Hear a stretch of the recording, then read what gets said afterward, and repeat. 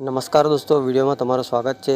તો 2003માં આવેલી blockbuster film ધૂળકી તારી માયા લાગી ખૂબ જ સુપરહિટ રહી હતી। ચંદન રાઠોડ, રાની શર્મા અભિનીત અને ધુરંધર રાઇટર દિગ્દર્શક એવા કેશવ રાઠોડ દ્વારા આ ફિલ્મને ડિરેક્ટ કરવામાં આવી હતી અને આ ફિલ્મે ગુજરાતી ફિલ્મ ઇન્ડસ્ટ્રીમાં એક નવો જ ઇતિહાસ રચી દીધો। અને તમને જાણીને નવાઈ લાગશે કે આ ફિલ્મ ચંદન રાઠોડ અને રાની શર્માની પ્રથમ ફિલ્મ હતી। આ ફિલ્મે આખા ગુજરાતમાં બૂમ પડાવી દીધી અને દર્શકોની પણ માંગ હતી, એટલે પ્રોડ્યુસર હરેશ પટેલ આ ફિલ્મનો બીજો ભાગ બનાવવા જઈ રહ્યા છે।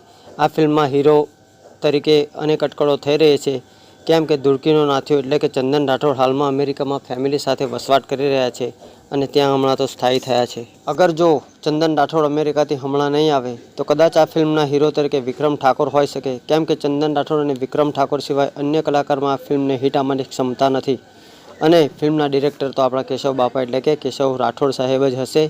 જો તમને લાગતું હોય કે આ ફિલ્મ અન્ય બીજા કોઈ કલાકાર હિટ આપવાની ક્ષમતા ધરાવે છે તો કોમેન્ટના માધ્યમથી અમને અવશ્ય જાણ કરજો।